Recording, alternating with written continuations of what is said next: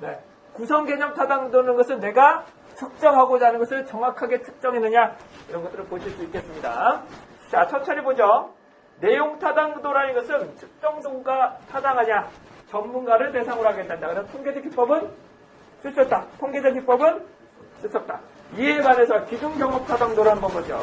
기준경험 타당도를 보시게 되면 타당도가 검증된 거와 비교하게 되는데 상관 분석법을 쓰고요. 현재 시점이면 동시적 타당도, 미래 시점이면 예측적 타당도라고 한다. 그 다음에 구성개념 타당도입니다. 구성개념 타당도는 어떻게 한다 그랬어요? 자, 실제로 무엇을 측정했느냐. 그래서 특정 방법은 뭐였다고? 상관분석법, 요인분석법, 다특정, 다속성, 행렬분석. 이런 것들은 모르셔도 돼요. 이런 것들 여러분들 수준에서는 모르셔도 돼요. 하지만 1급이나 여러분들 할 때는 요인분석도 좀 필요하긴 해요. 자, 이해 타당도는 예상대로 이루어졌는가? 수렴 타당도는 뭐라고 말씀드려요? 수렴 타당도는 서로 동일한 측정 개념을 측정한다면, 다시 말하면 동일한 개념을 측정한다면 서로 다른 측정 도구를 사용하더라도 상관관계가 높아야 된다는 거죠. 다시 예를 들여서 뭉쳐야 된다는 거예요. 다시 말하고 예를 들이대서 뭉칠 수 있어야 된다. 이걸 뭐라고 한다고요? 수렴 타당도라고 한다. 이걸 뭐라고 한다고요? 수렴 타당도라고 한다. 판별 타당도는 예를 기준으로 분리시킬 수 있느냐. 뭐라고? 예를 기준으로 분리시킬 수 있겠느냐. 이런 거 뭐라고 한다고요? 판별 타당도라고 한다. 얘를 뭐라고 한다? 판별 타당도라고 한다.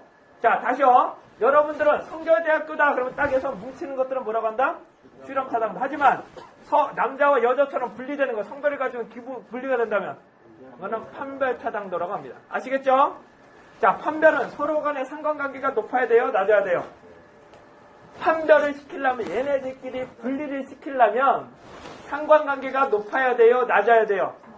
낮아야 얘가 분리가 되는 거잖아요. 이해되시겠어요? 얘를 기준으로 분리를 시키려면 어떻게 된다? 상관관계, 서로 간의 상관관계가 낮아야 된다는 거죠. 이해되시겠죠? 자, 이런 분리를 시키기 위해서는 분리 기준은 여러 가지가 있지만 분리시킨다. 그럼 뭐 어떤 것도 있어요? 층과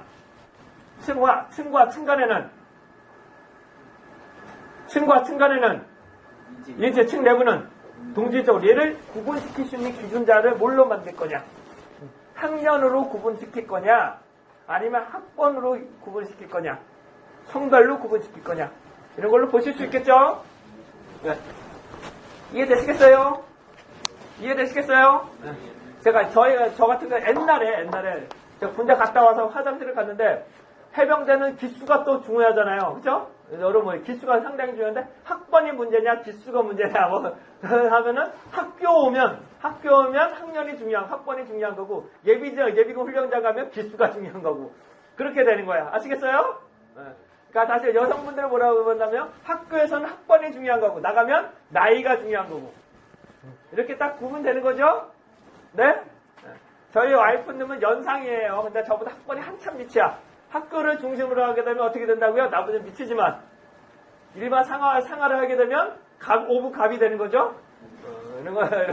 그러니까 상황에 따라서 판별될 수 있어야 된다. 이게 뭔다고요? 판별 타당도. 이해되시겠죠? 자, 여기까지가 됐었고요. 그 다음 얘를 높일 수 있는 방법들이 뭐가 있는가 한번 보겠습니다. 타당도를 높일 수 있는 방법. 첫 번째, 이미 검증된 거 쓰면 좋겠죠? 이미 검증된 거 쓰면 좋다. 두 번째, 사전검사를 해서 쓸모없는 것들은 빼버리는 거야. 뭐야? 이미 사전검사를 했더니 요인분석이나 다른 거 써보다 상관분석 때 떨어져. 그럼 내가 안 쓰면 되는 거야. 본조사에서는 안 쓰면 되는 거야. 그쵸? 그 다음에요. 연구 목적에 맞춰서 해야 되고 무작위로 선정한다. 하지만 얘가 중요한 거는 표본의 크기를 증가시킨다고 해서 타당도는 높아지지 않는다. 뭐라고요? 아무리 N수를 늘린다고 해서 타당도는 높아지지 않는다. 다시 설명드릴게요. 제가 리트머스 시험지를 가지고 독극물을 조사하고 싶다. 아무리 횟수로 늘려도 얘는 타당도가 높아지지 않아요. 이해되시겠죠? 부적합한 타당도라면 얘를 아무리 투입을 해도 뭐라고요? 증가시켜도 얘는 타당도가 높아지지 않는다. 이렇게 보시면 되실 것 같아요. 자, 다음을 보시도록 하죠. 다음은 신뢰도 부분입니다. 신뢰도.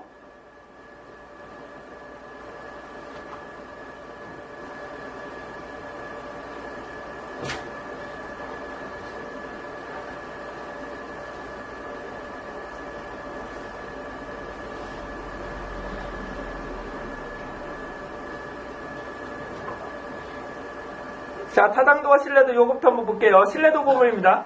신뢰도라는 것은 반복 측정했을 때 동일한 결과가 나오는 거죠. 반복 측정하면 동일한 결과가 나온 것들 뭐라고 한다고요? 신뢰도라고 한다고 했습니다. 자, 신뢰도 분류에는 크게 두 가지로 구분될 수 있는데 측정 도구가 적합하냐 말하고요. 측정 도구가 적합하냐. 두 번째, 응답자가 집중할 수 있느냐. 응답자가 집중할 수 있는 것들을 뭐라고 한다? 크롬바 알파라고 한다. 이거 뭐라고 한다? 크롬바 알파. 0부터 1까지 값을 가지고 0.6이면 신뢰도가 높다라고 한다. 다시 뭐라고요? 크롬바 알파는 0부터 1까지 값을 가지고 0.6 이상이면 신뢰도가 높다라고 판단합니다. 자, 여기서 한번 좀 설명을 조금 드리도록 할게요. 자, 제가 크롬바 알파를 잠깐 돌려보실 건데, 볼 건데, SPS는 현재 없어서 제가 엑셀을 통해서 잠깐 돌려봐 드리도록 할게요. 한번 예시만 잠깐 보여드릴게요. 기출 문제 여기 맞이고,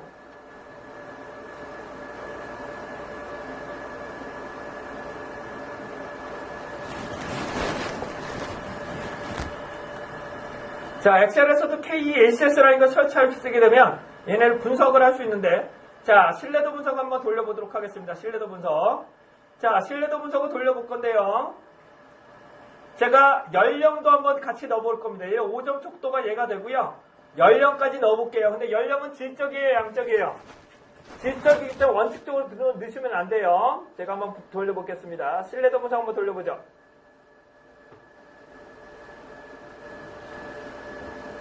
SPSS 똑같아요. 자, 이렇게 놀리면 실제로 지금 크롬바 알파 값이 몇이 나왔나요? 0.6이니까 조금 애매하긴 합니다. 근데 여기를 보시게 되면 항목을 삭제한 후 크롬바 알파라고 합니다. 여기 뭐라고 한다고요? 문항을 삭제한 후 크롬바 알파라고 합니다. 이걸 말씀을 드리면 이것도 여러분들 작업형에서도 중요하기 때문에 말씀을 드린 거예요. 자, 여기를 보시면 얘를 삭제하면 크롬바 알파 값이 요 정도 된다는 뜻입니다. 다시 뭐라고요? Q21이 삭제되면 크롬바 알파 값이 몇이 된다고요? 0.351이 된다는 뜻이에요. 현재가 0.6입니다. 그쵸? 자, Q20은 삭제하는 게 좋아요? 삭제하지 않는 것이 좋아요? 안 하는 게, 얘는 Q20을 삭제하면 오히려 떨어지는 거죠? 이에 반해서 21도 떨어지고 22도 떨어지게 됩니다. 하지만 연령이라는 것은 어떻게 돼요? 삭제하더라도 어떻게 된다? 더 높아질 수 있겠다. 그쵸? 그래서 실제로 우리가 리커드 촉도를 해고라도 신뢰도 분석을 해서 쓸모없는 것들은 뺄 수 있다라고 말씀드렸죠. 리커드 촉도를 위해서라고 신뢰도 분석을 해서 쓸모없는 것들은 삭제하고 계산할 수 있다라고 말씀을 드렸어요. 그쵸? 이해되세요? 또 할게. 그 다음에 신뢰도는 쓸모없는 분석을 빼더라도 신뢰도가 무조건 낮아지는 건 아니에요. 요 결과를 보시면. 그쵸? 다시 뭐라고? 신뢰도 분석은 쓸모없는 것들을 빼더라도 어떻게 된다? 신뢰도 분석이 결과가 무조건 떨어지진 않는다. 오히려 높아질 수도 있어요. 이런 것들을 뭐라고 한다? 신뢰도 분석이란다. 이런 것들 뭐라고 한다고요? 신뢰도 분석이라고 합니다. 이게 경영지도사 2차 시장조사론 30점짜리로 문제가 나왔던 겁니다. 별거 아니에요. 우리에게는 이제 제 강의를 들으셨겠지만 별거 아니죠? 별거 아니에요. 근데 이걸 못 쓰면, 통계는 아예 못 쓰면 빵점 처리가 되기 때문에 이런 것들은 제가 여러분들에게 쉽게 최대한 쉽게 말씀을 드린 것들은 신뢰도 분석. SPSS를 통해서도 얘가 나와요. SPSS에서도 얘가 나온다는 거 말씀을 드릴 거고요. 자, 다시 한번 말씀드립니다. 측정 도구를 반복 측정한다. 뭐라고요? 측정 도구를 반복 측정할 경우 이것도 측정 방법이 어떤 것들이 있는지 한번 보도록 하겠습니다. 첫 번째, 검사 재검사가 있다. 뭐라고요? 검사 재검사 방법이 있다. 뭐라고요? 검사 재검사 방법이 있다. 자, 천천히 한번 해볼게요. 자, 검사 재검사는 어떻게 된다고요? 동일한 대상에게 동일한 측정 도구를 뿌리고 또 뿌려. 2주에서 4주 넣고 또 뿌려. 그렇다면 얘는 측정 도구 자체가 안정성이 있다고 보고 가는 거죠. 측정 도구가 기존하고 똑같았기 때문에 얘가 과연 기존하고 똑같은 기준을 보고 진행을 하게 됩니다. 그래서 상관분석 기법을 쓴다. 뭐라고요? 상관분석. 즉 A라는 즉 1차 시와 2차 시 간에 동일한 문장에 대해서 동일한 문항에서 높은 응답 동일하게 나온다면 상관분석 결과가 높게 나온다면 신뢰도가 높을까요? 낮을까요? 신뢰도가 높다라고 판단하실 수 있죠? 자, 신뢰도와 타당도는 좀 개념이 달라요. 다시 한번 신뢰도는 반복 측정했을 때 동일한 결과입니다. 뭐라고요? 반복 측정했을 때 동일한 결과. 공정검사법은 검사재검사법의 문제점은 뭐라고 말씀드렸어요? 검사재검사의 문제점. 반복 측정되면 왜곡된다. 그 다음 또 유실될 수도 있다. 뭐 이런데 반복 측정되면 마찬가지. 검사 재검사를 하게 되면 어떻게 될까? 동일한 문항을 하게 되면 왜곡될 수 있는 두시험 효과가 우려되기 때문에 동등한 측정 도구를 쓴다. 이것도 역시 상관분석법을 씁니다. 근데 얘의 문제점이 뭐냐? 동등한 게 정말로 동등한지 아닌지 파악하기가 쉽지가 않아요. A라는 측정 도구와 B라는 측정 도구가 과연 동등하냐? 물어보기가 쉽지 않다는 거죠. 자, 세 번째는 복수양식법입니다. 복수양식법은 뭐라고 말씀드렸어요? 하나의 개념을 측정하기 위해 뭐라고요? 하나의 개념을 측정하기 위해서 다양한 측정 도구를 양식을 만든다. 다시 뭐라고요? 하나의 개념을 측정하기 위해서 다양한 복수계의 양식을 만들어서 순차적으로 집어넣는다. 그래서 얘네들끼리의 상관분석을 본다. 즉 뭐라고요? 토익, 탭스, 토플. 그 다음 순서를 바꿔서 탭스, 토익, 아무튼 토플. 이렇게 순서를 바꾸면서도 막 한다. 그랬더니 높은 상관관계가 나오더라. 시험 간관에 높은 상관관계가 나온다. 그러면 어떻게 돼요? 신뢰도가 높다라고 판단하실 수 있겠죠? 그렇죠?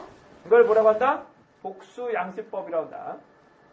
다음 반분법입니다. 반분법은 반으로 쪼갠다. 반분법 뭐라고요? 반으로 쪼갠다. 반분법은 반으로 쪼갠다. 즉 홀수에는 토익, 짝수에는 탭스 이렇게 같은 과목에는 딱 놓고 한꺼번에 뿌린다. 그래서 상관분석, 즉 홀수와 짝수 간의 상관분석을 해서 높게 나온다면 어떻게 된다? 얘도 신뢰도가 높다라고 볼 수 있겠다. 그렇죠? 그래서 얘는 반분법에는 상관분석법과 뭘 쓴다? 스펠만 브라운을 쓴다. 뭐라고요? 스펠만 브라운. 그래서 뽐뿌라고 외우라고 그랬습니다. 그렇죠? 비읍, 그쵸? 그래서 뽐뿌, 삐삐, 뽀뽀, 뭐 이런 식으로 뽐뿌 이렇게 외우라고 했습니다. 다시 뭐라고요? 비읍이기 때문에 뽐뿌. 그래서 어떻게 외우나? 얘는 2 곱하기 로분의 1 플러스 이렇게 되죠? 반대다. sorry. 1 플러스 로분의 2 곱하기 로다. 1 플러스 로분의 2 곱하기 로죠? 다시 뭐라고요? 1 플러스 로분의 2 곱하기 로 하시면 이 값을 얻으실 수 있어요. 이게 맞나? 2 플러스 헷갈린다 나도. 찾아봐. 1 플러스 로분의 2 곱하기 로 이렇게 나 할 때마다 까먹네. 1 플러스 로분의 2 곱하기 로 하시면 위에 값이 크게 나와야지. 아무래도 위에 값이 나와야 되니까 2 곱하기 로는 맞네. 이렇게 해야 될 거예요. 그러면 시표만 불안 방법을 쓴다. 마지막으로 내적 일관성 분석을 쓴다. 뭐라고요? 내적 일관성 분석을 쓴다. 자, 반분 신뢰도. 여기에 나와 있는 반분법을 이용해서 평균값인 규격화되어 있는 알파. 그래서 크롬바 알파 값을 쓰게 되는데요. 0부터 1까지 값을 가지고